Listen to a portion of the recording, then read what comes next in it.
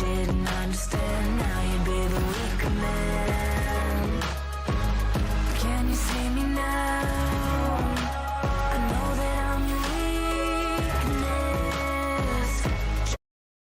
The opinions expressed in the following programs are those of the participants and do not necessarily reflect those of Rogers nor Rogers TV.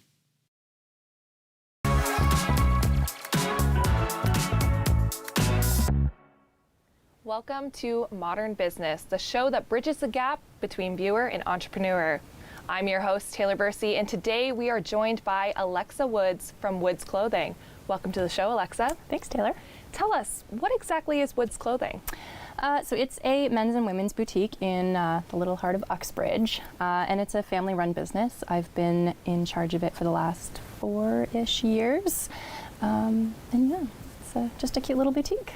So when you say a cute little boutique, is it men's clothing, women's clothing, everyone's clothing? It's primarily women's, but we do have a men's section that I've been trying to wrangle for the last little while. It's a little hard for a woman to be the one selling men's clothing, unfortunately, but we do carry both, yeah.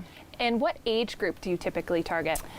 So I'm trying to really expand the age group. I did take it over, and it was primarily a bit of an older group of people that we were trying to attract, and I've been trying to get the younger generations. So I would say roughly about 30 all the way up to, 85-year-old grandmas.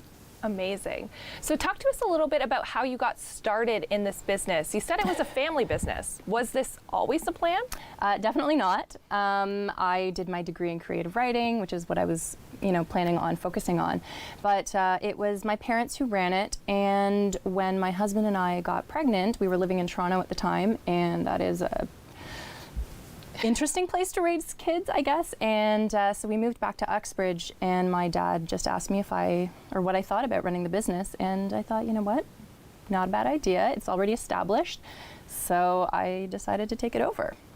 And when you say you decided to take it over, did you sit down and make a plan and go, oh my goodness, I'm going to take this over? Or how did that work? Absolutely not. It was very, I guess, spontaneous, you could say. I didn't have a business plan. I have no background in fashion, no background in business either. But I knew that I would have my parents to lean on, so it wasn't quite as daunting as it could have been. And like I said, it was established. So, there were things I could learn along the way without having to have the background in it. So would you say you dove in head first? Yeah, definitely. I did have, the upbringing with it. I grew up around the store and around my parents, and they were always feeding me little tidbits. So I had those to take in with me, but it was definitely just a brand new experience for me. And was there an aspect of the business you started with and worked your way through, or how did that process work for you? Well, I did start working for my parents. I didn't take it over, the day my dad asked if I wanted to do that. I went along to buying trips with him, and he really kind of eased me gently into it. So I would say the buying was the first thing I really immersed myself in, and then all the other stuff, all the admin that's not quite as glamorous, that kind of came afterwards. And when you started to take over the business, did you build out your own team, or did you use the team that was already in place? No, I inherited very wonderful employees. I'm very grateful for that and very lucky, because when I took over, my parents were actually stepping back from the business, so the employees were actually fantastic at kind of running it themselves. They could have maybe done that by themselves if I hadn't stepped in, but I had them in place, and they were also people I could lean on and go to for guidance. So I was really fortunate that way. And did these employees stay with you during this transitional time, or have they since moved on? No, luckily they stayed with me, if you can believe it. I know it's a bit of a transition to go from one boss to another, especially, the father to the daughter. The age is a bit different. Sometimes people don't see, younger people as that leadership role. So they are still with me, and I brought in a couple of new employees, and so there is partially some newness to it, but primarily just the established employees. And did you find the respect thing a hard aspect to gain, or did you really work your way through that? It's a tough question. We were all friends already. Like I'd grown up knowing these women, so there was definitely already an establishment of respect. It's a little tough coming in as a younger person to kind of introduce those those leadership things that you have to do as a boss. So I did struggle a little bit with those, but luckily my staff have been really respectful of me and my position, so I'm lucky.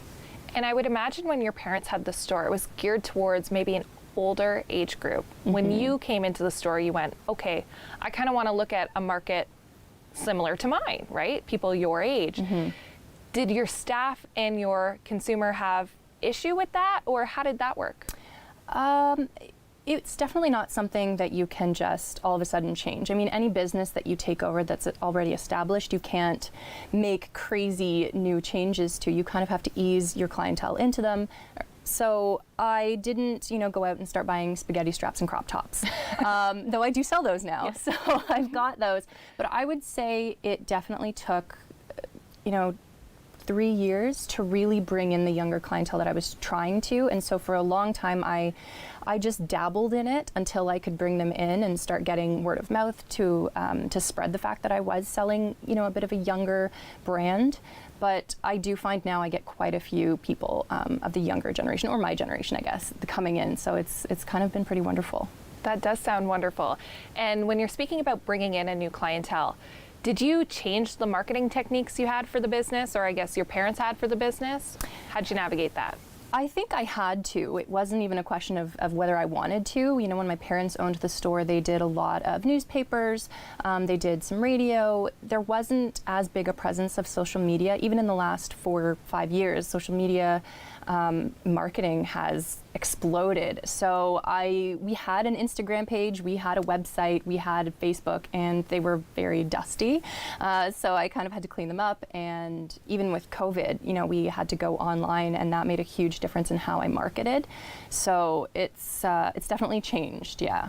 So you implemented a more social forward approach, but what did your parents do in the past to market the store? Did you adopt any of those practices? I did the radio, as you know, and my parents had done that as well, but they primarily, I would say, stuck to print.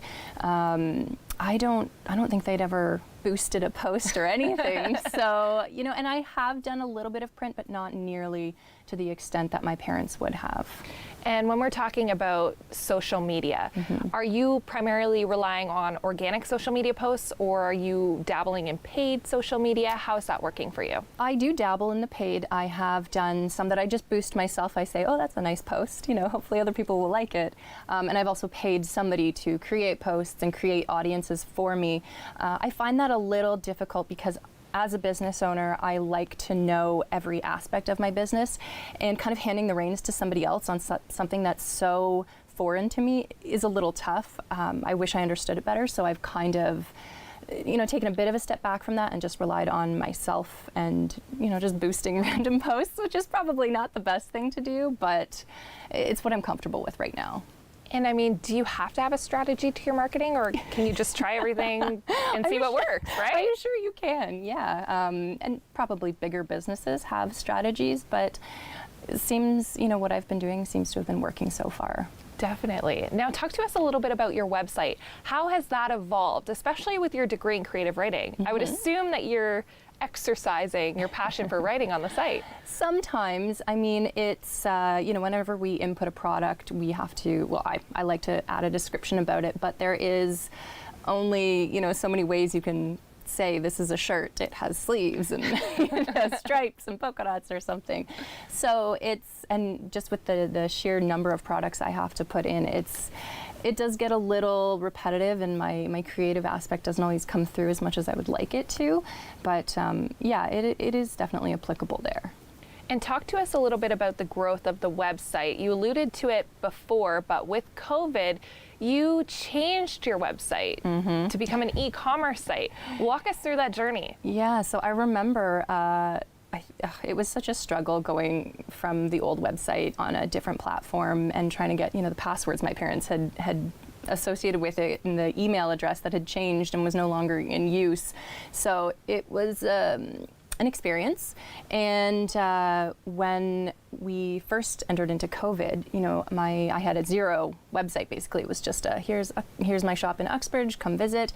And so we wanted to make it a shoppable one, which with the first few days and the time that we had, my employee and I got every product photographed and up on a viewable website. I wouldn't say shoppable, but we did what we could with what we had and the time that we had, and it was pretty fantastic. And then as the first lockdown was ending, I decided to make the leap and really go full into an e-commerce website. And so I had one of the design companies in town help me with that, and we did a Shopify website that is completely shoppable, very pretty, and I love it. So do you rely on the other business within the Township of Uxbridge to help you manage that site, or how are you maintaining that site? I definitely still go to them for certain aspects of it that, it's tech. It's not my forte. I do use it a lot, so I've learned how to manage the software, but I definitely need them for certain things. And then when I first created the website, I called them like every 5 minutes to ask them question after question. But I've stepped back a lot, and I can now handle a lot of the website and the back end just on my own, which is lucky. And did you have to make changes in store to apply to your e-commerce site? Yeah, when we used to get products in, it was just, put the price tag on, put it on the rack, and now it's a completely different thing. I have to download the images, I have to input and put the product descriptions and what it's made of, and it's a lot different than it used to be. It's a lot more work. I wouldn't say visually we've changed the store because of the website necessarily, but there's just a lot more work that goes into when product comes in now. And who is doing that work? A lot of it is me because I'm a bit of a micromanager, I'll admit. But every employee that I have has their particular strong suits. And so some of them are inputting products for me, or at least like scanning or printing barcodes, things like that. There's a lot of little things that you wouldn't think of that do go into having an e-commerce website that I rely on my staff for. And do you find that hard to manage with certain staff members doing little bits of the bigger project? Yeah, which is probably why I'm a micromanager. None of us have a background in this, and so if it's not something you do on a daily basis, you don't remember every step that goes into putting in one product. You don't think of it as just saying, oh, a tribal shirt, and then putting it onto the website. You have to put in what it's made of, where it's made, how much it costs you, how much it costs the customer. You have to put tags on it. You have to do a size chart. There's so much that goes into one single product. And then when somebody purchases the product on the e-commerce site, you're packaging that and shipping that from in-store. Yes. Are you doing that behind the scenes? Is your staff doing that behind the counter? How does that shipping department all of a sudden show up? Yeah, so it's primarily the girls who work during the week. So that is myself and one of my other employees. So we typically handle most of the shipping, and yeah, you just, when the order comes in, you hope that nobody's trying it on in the change room, and you just grab it off the floor and package it up. So it's a pretty, grassroots kind of experience. Has there ever been a situation where you've had a shirt, somebody's trying it on, and it's already sold online? Yes. I think the first year we were online and I did our $20 rack, everybody was gung-ho about it and online and buying things, and I had somebody up at the counter. It hadn't been put off to the side yet, but it had been purchased, half an hour ago, and now they were trying to buy it, and it was a little awkward. Oh no. Yeah. All right, well, on that note, we'll be right back.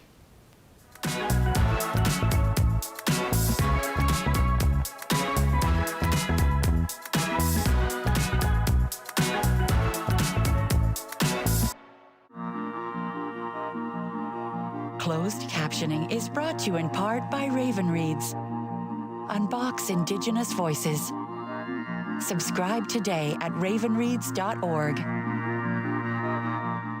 Hi, I'm Angel Morgan, host of Raising Energy on Rogers TV. Join us each week as we are back in the studio doing live psychic readings. I work with guides, guardians, angels, archangels. I'm a free-for-all. I even bring through animals and messages from loved ones to bring you closure. Check out rogerstv.com/raising energy for our listings and air times and for your free tickets. Hello everyone, your host Antoine Hashim here on the couch, and welcome to season 8. Yay! 8 seasons, and we've got a lot of awesome guests coming up, so keep watching. I'm Jonathan Van Bilson, and I've had the opportunity to spend my life traveling and photographing exotic locales around the world. Thanks to Rogers TV, I'm now able to share my adventures with you on my show, Photos and Travel, right here on Rogers TV.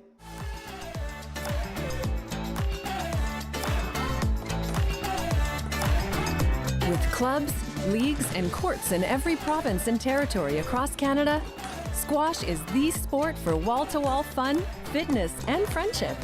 From coast to coast to coast. Learn to play and you'll want to do it every day. Squash. Play inside the box.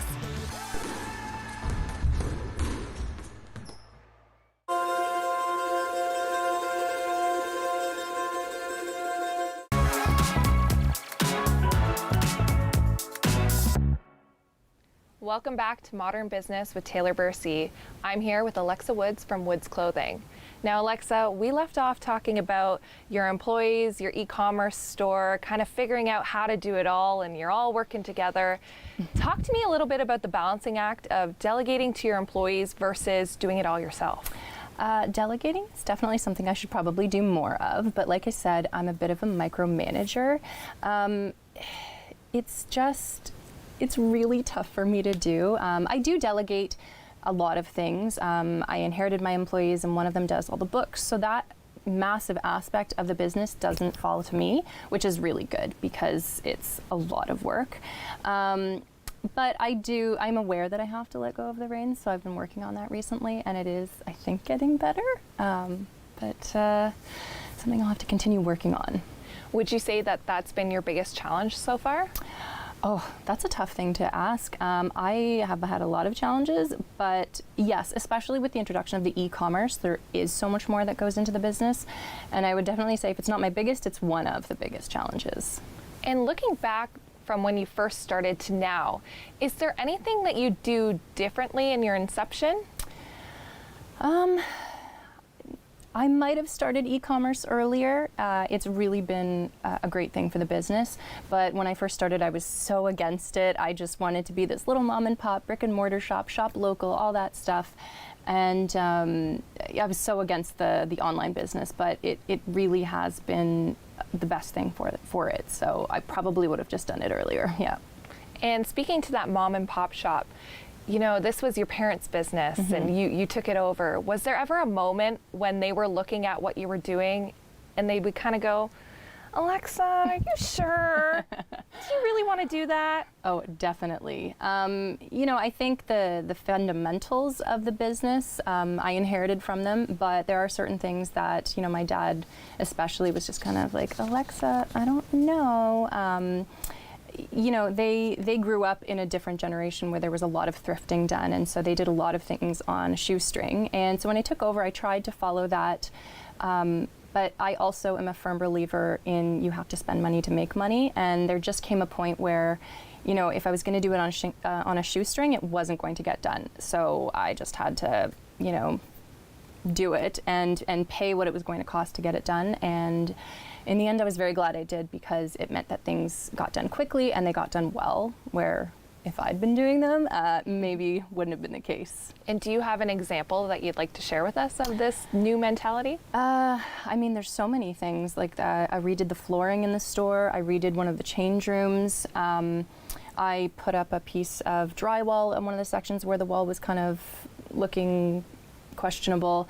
Even doing trim, things like that. When it came to renovations, I probably could have figured it out, or I could have called in some relatives to help, but you know, you have to rely on their schedules, and it would have just taken 3-4 times as long, and you just never know what you're going to get sometimes. Right. And you speak to taking risks and believing in what you're doing. Has there ever been a moment when you've been so sure something's going to work and then it didn't work out?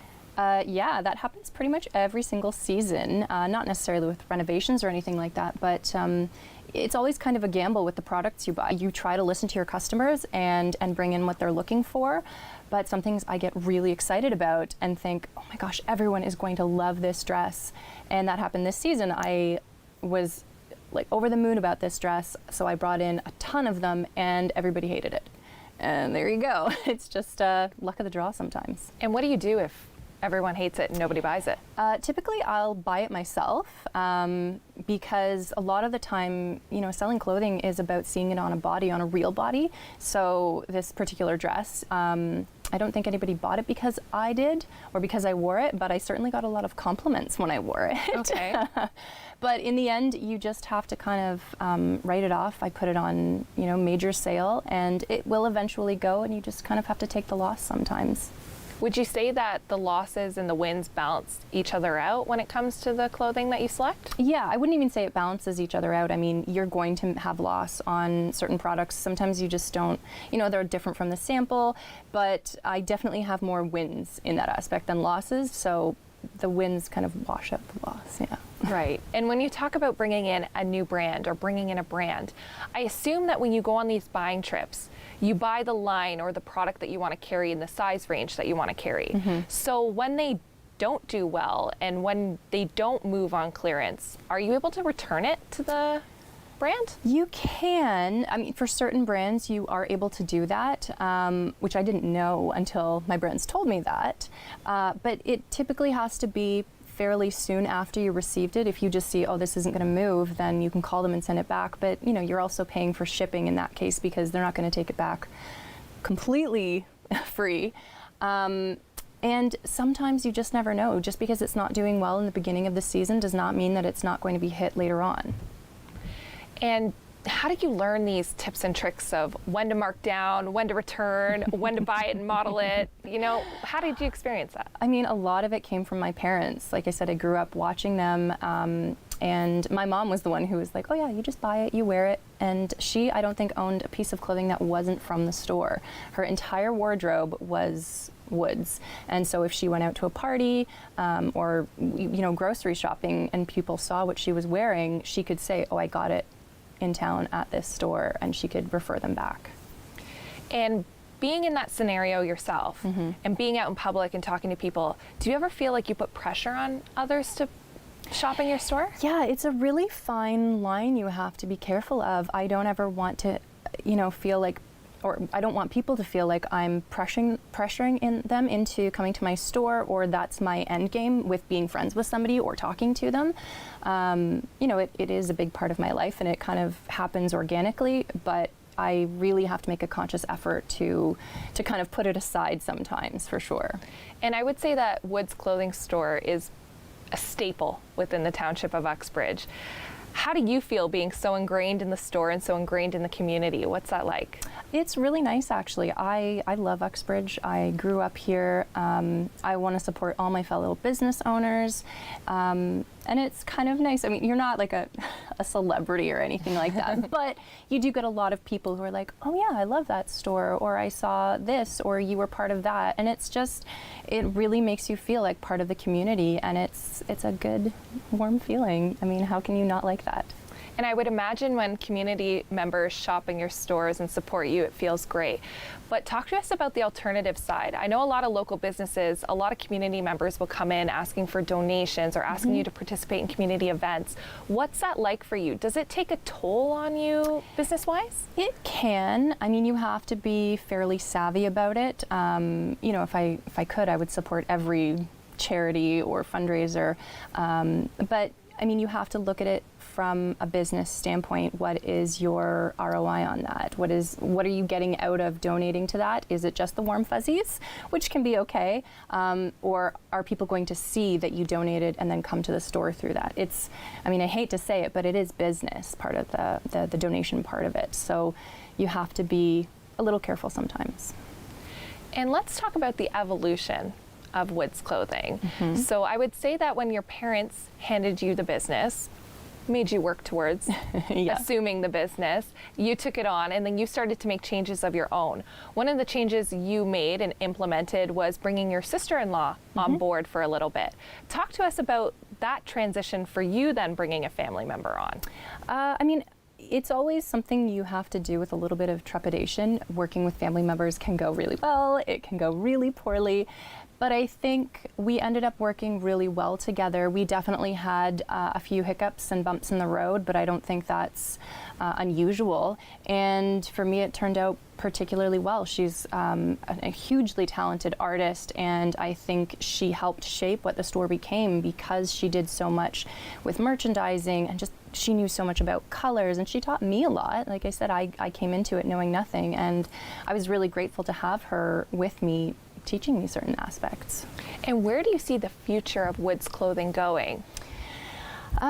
I don't think I could ever go to be a massive like macro store or anything like that, because I do love being part of the community, and I love, you know, the day-to-day, the customers, knowing my clients. But it wouldn't be the worst thing in the world if our e-commerce grew to, you know, a bit more than it is now. It's definitely a small percentage of our business, but I would love to maybe expand to even beyond Canada and the US, to the rest of the world. But any kind of growth in the tech aspect of it is a lot of work. So we might have to wait a few years for that. Well, it sounds like you're excited to take on new challenges.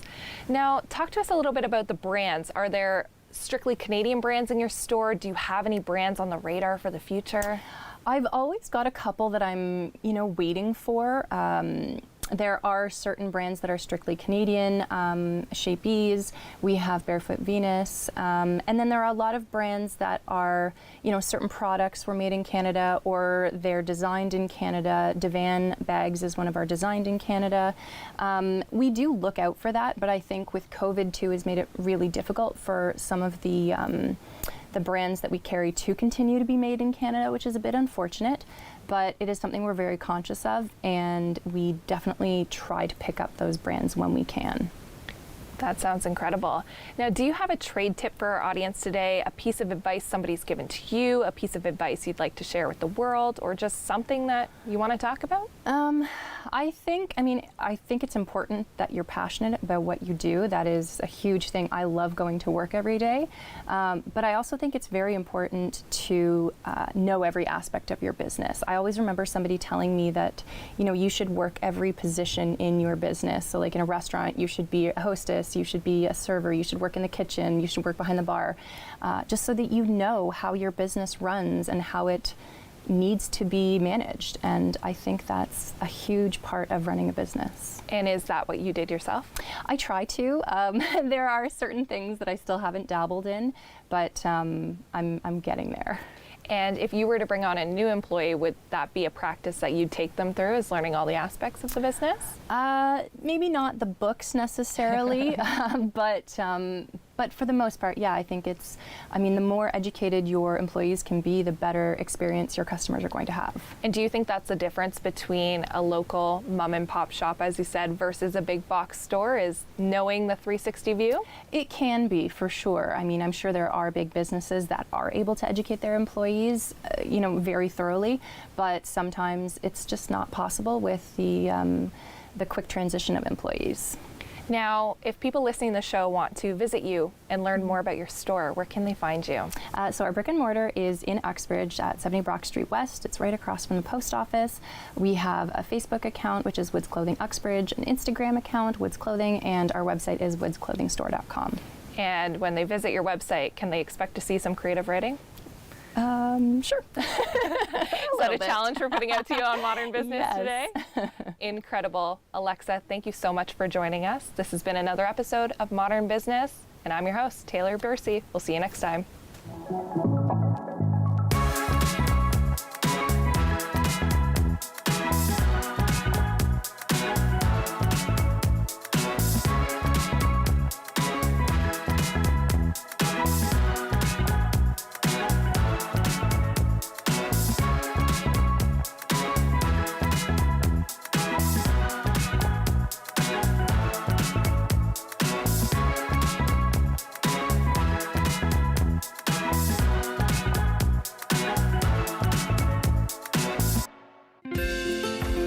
Call the Rogers TV Viewer Response Line.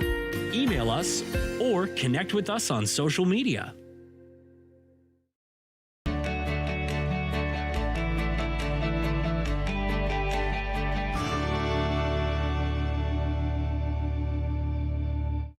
Hi, I'm Angel Morgan, host of Raising Energy on Rogers TV. Join us each week as we are back in the studio doing live psychic readings. I work with guides, guardians, angels, archangels. I'm a free-for-all. I even bring through animals and messages from loved ones to bring you closure. Check out rogerstv.com/raising energy for our listings and airtimes and for your free tickets.